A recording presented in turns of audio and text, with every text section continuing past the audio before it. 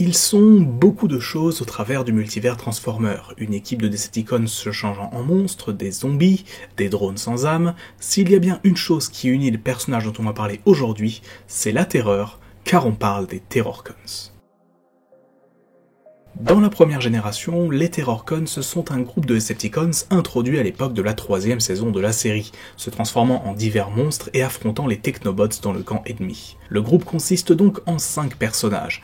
Cutthroat, un bot ultra violent se transformant en sorte de ptérodactyle, de créature volante en tout cas, Blot se transformant en espèce de chimère difficilement qualifiable, répugnant et détesté autant des Autobots que des siens. Reaper Snapper, se sentant supérieur aux autres et ayant pour mode alternatif un monstre bipède avec une tête de requin, Sinner Twin, un prédateur se transformant en monstre à 2 têtes, et enfin leur leader, Hunger, un stratège assez compétent, constamment affamé, et se transformant lui aussi en monstre bicéphale, une sorte de dragon. Ils peuvent se combiner et former Abominus, un combiner brutal et bestial, détruisant tout sur son passage. Dans la série, les Terrorcons ne sont pas particulièrement remarquables, apparaissant seulement dans quelques épisodes avec un rôle assez incohérent par moments, présentés comme des Decepticons mais travaillant parfois pour les quintaissons sans qu'on sache vraiment pourquoi.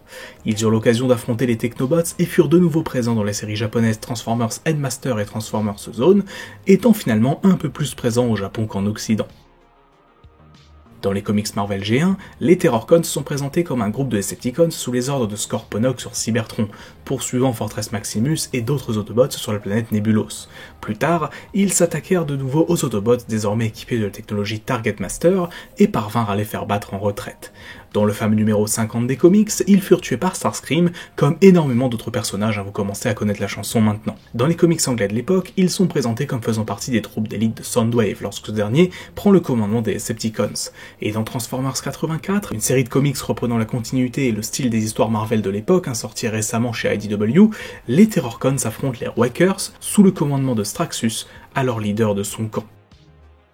En 2004, dans Transformers Energon, les Terrorcons n'ont plus rien à voir avec ce qu'ils étaient à l'origine. C'est d'ici le nom donné à un ensemble de drones produits par Alpha Quintesson, parcourant la galaxie pour trouver des sources d'énergon qu'ils ingèrent et stockent afin de les ramener à leur maître, cherchant à reconstruire sa planète. En référence peut-être aux comics G1, ils sont ici sous le commandement de Scorponok, seul Terrorcon avec une réelle personnalité, même si Megatron finira par s'emparer d'eux et en faire son armée personnelle.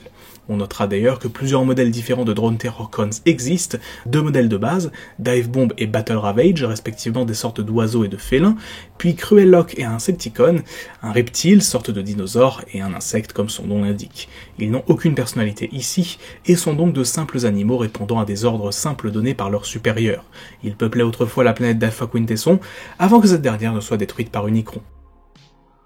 Dans les comics IDW, les Terrorcons retrouvent leur apparence et leur background classique de la G1, étant un groupe de Decepticons ayant rejoint Megatron il y a bien longtemps, mais dont les ambitions furent vite anéanties. En effet, alors que Scorponok avait renversé son chef et l'avait banni sur la planète des Junkions, il les envoya sur place pour finir le boulot. Mais Megatron se révéla malgré ses blessures bien trop fort pour eux, leur offrant de les épargner en échange de leur loyauté. De retour dans les rangs Decepticons, ils prirent en admiration Sixshot, l'un des Face Sixers, et ce dernier leur rendit bien en les secourant lorsque ce dernier furent faits prisonniers. Après la guerre, les Terrorcons empruntèrent pour certains différentes voies et furent réaperçus à quelques rares reprises dans les comics récents, Blot étant a priori tué par Arcee et Hunger pratiquant des expériences sur des espèces organiques, ce qui lui vaudra d'être attaqué par le Lost Light. Cutthroat, Reaper Snapper et Sinner Twin furent eux engagés par Starscream sur Cybertron pour le servir afin de garder une mine qu'ils défendirent face à Windblade, Tenkor et d'autres Autobots. Transformers Prime établit à son tour en 2010 une nouvelle sorte de Terrorcons. Non plus ici un groupe de Decepticons ou de simples drones, ils sont présentés comme des cybertroniens morts-vivants, ressuscités par le pouvoir de l'énergon noir et contrôlés à distance par un Transformer bien vivant, Megatron par exemple. Ici, ils ont les caractéristiques et le comportement de simples zombies, étant tués uniquement en visant leur spark ou leur tête, se déplaçant lentement et pouvant d'un coup attaquer rapidement, etc. etc. Cliffjumper, après sa mort, fut ramené à la vie et devint le premier Terrorcon que l'on voit à l'écran. Plus tard, d'autres expériences malencontreuses donnèrent vie à de nouveaux spécimens, tels que Skyquake, Breakdown, ou encore les Predacons ramenés à la vie par Unicron lors du final de la série. En dehors de leurs apparitions en groupe, certains Terrorcons apparaissent seuls par-ci par-là dans le multivers Transformers. On peut notamment parler de Blood dans la continuité de Transformers Animated, ou des quelques petites apparitions de Hunger en solo, mais franchement ce n'est pas grand chose. Après une petite remise en avant dans la gamme Power of the Prime en 2017, le groupe des Terrorcons classique fut intégré au jeu mobile Transformers Earthwars. Si les Terrorcons sont donc loin d'être des antagonistes majeurs de Transformers, malgré la nostalgie que certains éprouvent pour eux avec la G1, cela est peut-être sur le point de changer. En effet, ils ont été présentés comme les antagonistes du prochain film Transformers Rise of the Beast, prévu en 2023. Le groupe de personnages sera encore une fois très différent de ce que l'on a connu dans la G1, avec 3 membres connus pour le moment, Scourge, leur chef, Nightbird et Battletrap, et on ne sait pas encore si d'autres personnages mineurs viendront s'y ajouter. Cependant, ce que l'on sait, c'est que ce camp représente une menace pour toutes les factions existantes, Autobots, Decepticons, Maximals et Predacons. S'il est encore difficile de savoir quelle origin story leur sera donnée, il n'est pas impossible qu'ils se soient inspirés de leur origine dans les comics de Transformers Energon, où les Terrorcons, au lieu d'être de simples drones comme dans la série, sont ici les Decepticons ayant déserté et rejoint un nouveau camp, Alpha Quintesson dans Energon, peut-être Unicron ici, ou même personne qui sait. En tout cas, comptez sur moi pour refaire un focus sur eux une fois le film sorti, et d'ici là, je vous tiendrai au courant sur les dernières news concernant le film. Le terme de Terrorcon est probablement l'un de ceux qui décrit le plus de choses différentes dans Transformers.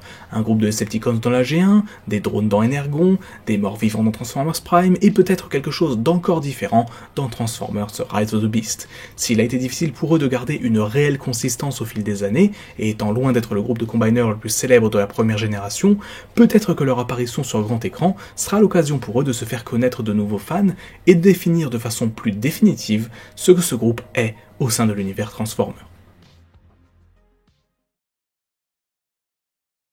Merci à vous d'avoir regardé cette vidéo, n'hésitez pas à l'aimer si elle vous a plu, et laisser un petit commentaire pour me donner votre avis. Si vous n'êtes pas encore abonné, n'hésitez pas à le faire pour pouvoir suivre toutes les nouvelles sorties, c'est gratuit et ça aide beaucoup. Enfin, si vous souhaitez aider à l'amélioration de la chaîne en me soutenant financièrement, vous trouverez dans la description les liens vers mon compte Tipeee et ma boutique Teespring, où vous pouvez me demander un focus sur le personnage de votre choix, voir les vidéos en avance et acheter des t-shirts en rapport avec la chaîne. Sur ce, on se dit à très bientôt pour une nouvelle vidéo, c'était Magnus, ciao.